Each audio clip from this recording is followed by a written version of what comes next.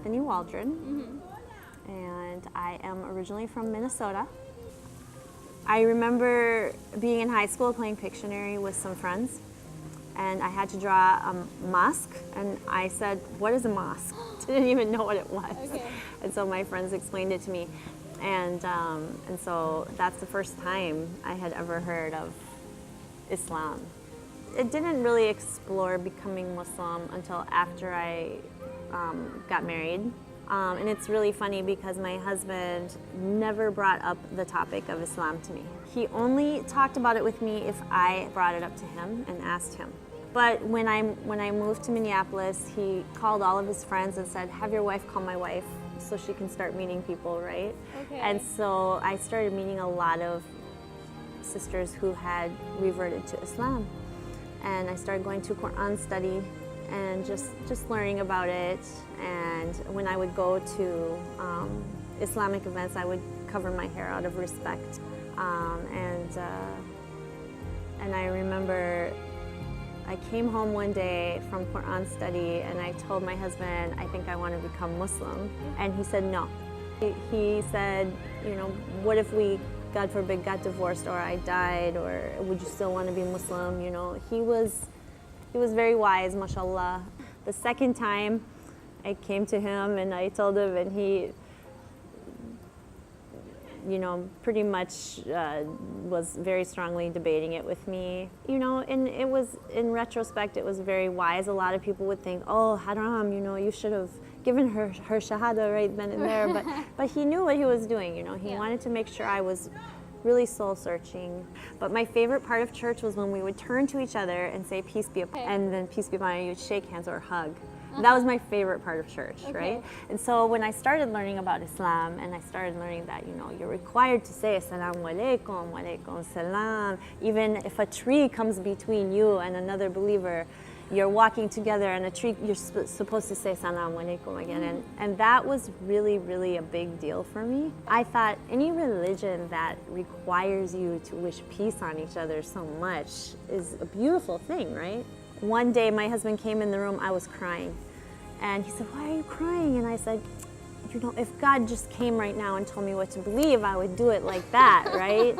He said, "You know, you're sincerely seeking the truth. And if you died today, I think God would have mercy on you because you are sincerely seeking the truth, you know." So I went to Halakha. I actually went, you know Ibrahim Hooper? He's the director for CARE in Washington. Yes. So I actually took my shahada at their house with Huda Badawi. She gave me my shahada, and alhamdulillah, I became Muslim. And that was like 26 and a half years ago.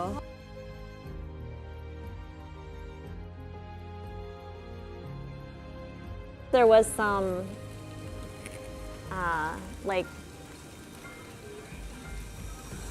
resistance, maybe not so much verbally, but just like, I don't know. I think there were even times where I just wouldn't wear my hijab around them. You know, I'm going to be honest. And we're talking about revert stories.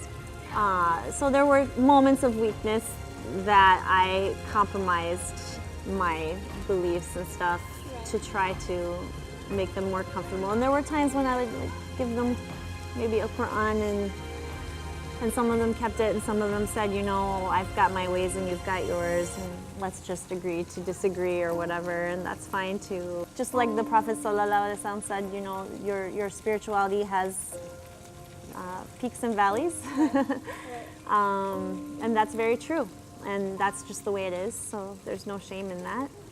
Only Allah knows what's in our hearts, and we just have to try to do our best. But yeah, I'm the only one in my family still that I know of that's Muslim, but inshallah, may Allah guide them. One thing that I really love is the Club ICM, Pearls of Hope, the Gems of Light, what Sister Aisha was, and all of the, mashallah, wonderful, knowledgeable sisters we have in the community, and brothers. I would love to spend more and more time learning about my religion. There's so much I still don't know, and but every little bit helps. I think the most important thing as a revert is to try to be around Muslims, you know, on a regular basis, because we tend to sometimes maybe be around non-Muslims working and things like that, And if we make it a point to meet with some friends or go to a Quran study or an event, be around Muslims, it's so, so important and crucial to keeping you happy and strong in your faith. I remember Sister Aisha was said in Surah Al-Fatiha, it says, Ihdina as-sirat al-mustaqim, show us the straight way. It says us as a community, right? And she really emphasized that you really cannot be a strong Muslim by yourself. And I always remember that, and I completely agree with it. So I guess that would be my advice. It's our job as sisters in the cities here to reach out to those people that are further away and can't always get to events, or maybe have some social anxiety and don't feel comfortable, like stepping outside their comfort zone and going to an event is just excruciating for them, right? So we need to meet these brothers and sisters where they're at, what their comfort zone is, and not transgress, right? If you see them doing something that is wrong, please don't hasten to point that out, because that is probably one of the worst things you can do. And it's really easy to think, oh, but Allah will ask me if I don't tell them, right? But maybe strike up a friendship with them first and form a bond with them, a trusting bond where you have that trust and you can be honest with each other, and then you can, say, when you go into sujood, you shouldn't have your arms down on the ground, or you shouldn't have nail polish on when you're praying, and things like this, right? All these little things, really don't sweat the simple stuff. They're Muslim, and if they are not made to feel welcome, if they are made to feel other than or unwelcome, or like they're not as good, if you have extra prayer outfits, bring them to the masjid. If you have extra hijab, bring them to the masjid, but don't say, oh, you shouldn't wear this. I guess the takeaway I would have from my journey I've lived so far is to have an open mind, because the more we learn about each other and know each other, the more we can be peaceful with each other.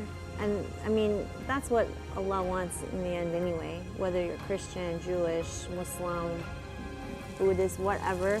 If you look into all of these different faiths, the idea is to have harmony and peace. So just have an open mind, and don't think that you're doing something wrong by learning about other ways of being and other ways of knowing. There's value. There's more than just the Western way, or the Pakistani way, or Bangladeshi way, or the Arab way. And also, don't confine yourself to just one set of people. This one ummah, one body is the whole point, right? We all need to know that there's so much value in different traditions and cultures and people, and we all can live in harmony and learn from each other and really benefit from each other. Accept people for who they are, and know that, just make dua for them, and make dua that Allah will help you help them.